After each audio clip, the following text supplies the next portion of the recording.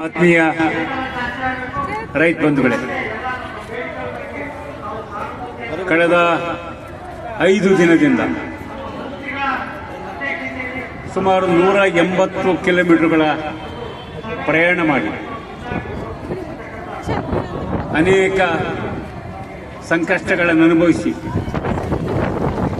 ಈ ಕರ್ನಾಟಕ ಸರ್ಕಾರಕ್ಕೆ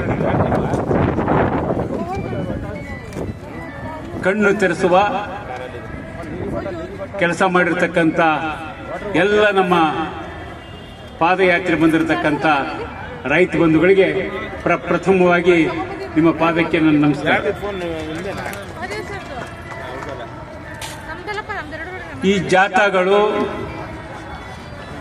ಪಾದಯಾತ್ರೆ, ಸತ್ಯಾಗ್ರಹ, ಗಾಂಧೀಜಿಯವರ ಮಾರ್ಗದಲ್ಲಿ ಸರ್ಕಾರನ ಎಚ್ಚರ ಮಾಡತಕ್ಕಂಥ ಪ್ರಕ್ರಿಯೆಗಳು ಕರ್ನಾಟಕ ರಾಜ್ಯ ರೈತ ಸಂಘ ಪ್ರಾರಂಭದಿಂದಲೂ ಕೂಡ ಈ ಹೋರಾಟವನ್ನು ನಾವು ನಡೆಸಿದ್ದೀವಿ. ಪ್ರಥಮ ಪಾದಯಾತ್ರೆ ನರಗುಂದ ನವಲಗುಂದದಲ್ಲಿ ಆಗಿನ ಗುಂಡೂರಾಯರ ಸರ್ಕಾರ ಗುಂಡೇಟು ಹೊಡೆದಾಗ ಆ ನರಗುಂದ ನವಲಗುಂದದಿಂದ ಜ್ಯೋತಿಯನ್ನ ತಗೊಂಡು ಕೆಲವೇ ರೈತರು, ಇಡೀ ಪೊಲೀಸ್ ದೌರ್ಜನ್ಯ ಆ ಸರ್ಕಾರದ ಎಷ್ಟಿತ್ತಂದ್ರೆ ಯಾವ ರೈತರು ಕೂಡ ಒಗ್ಗೂಡುವಂತ ಪರಿಸ್ಥಿತಿ ಇಲ್ಲ. ಆಗ ಪ್ರಾರಂಭ ಆಗಿರತಕ್ಕಂಥ ಜ್ಯೋತಿ ಹಿಡ್ಕೊಂಡು ಕಾಲ್ನಡಿಗೆ ಜಾಥಾ ಸ್ಟಾರ್ಟ್ ಆದ್ರೆ ಬೆಂಗಳೂರಿಗೆ ಬರುತ್ತಿಗೆ ಲಕ್ಷ ಲಕ್ಷ ಸಂಖ್ಯೆಯಲ್ಲಿ ರೈತರು ಒಗ್ಗೂಡಿ ಇಡೀ ರಾಜ್ಯ ಸರ್ಕಾರವನ್ನ ಹಲ್ಗಾಡಿಸುವಂತ ದೊಡ್ಡ ಚಳವಳಿಯನ್ನು ಮಾಡಿದ್ದು ಪ್ರಥಮ ಪಾದಯಾತ್ರೆ ಕರ್ನಾಟಕ ರಾಜ್ಯ ರೈತ ಸಂಘದ 80ರ ದಶಕದಲ್ಲಿ. ಆ ದಾರಿಯನ್ನ ಅನುಸರಿಸಿ ಏನಿದು 1.31 1.5 TMC ಕೂಡ ಅಲ್ಲ,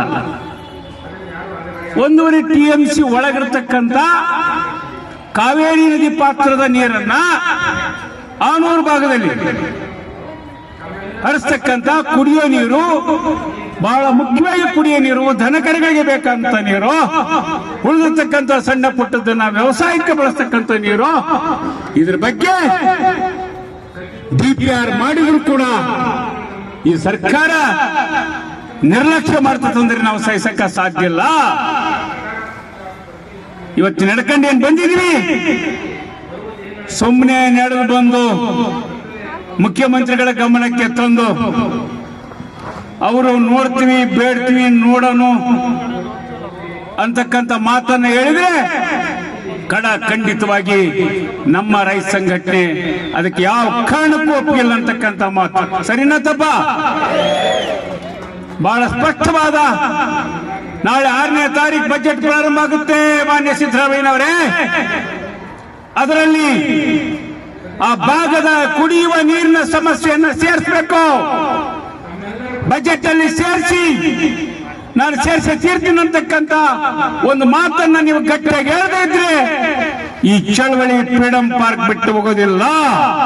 ಸರಿನಾ ತಪ್ಪ? ಎಲ್ಲ ಇರಕ್ಕೆ ಇರೋಣ ಮಾಡ್ಲೇಬೇಕು. ಯಾಕಂದ್ರೆ ಹಳ್ಳಿಯಿಂದ 180 ಕಿಲೋಮೀಟರ್ ರೈತರು ನಡೆದು ಬಂದು ಏನೇನಾಗಿದೆ ನೋವು, ಯಜಮಾನರು ಬಂದಿದಾರ, ಕೆಲವು ಮಹಿಳೆಯರು ಭಾಗವಹಿಸಿದಾರ. ಈ ಸಂಕಷ್ಟವನ್ನ ಇಡೀ ರಾಜ್ಯದ ಜನತೆಗೆ ಮನದಟ್ಟು ಮಾಡಿದ್ದೀವಿ.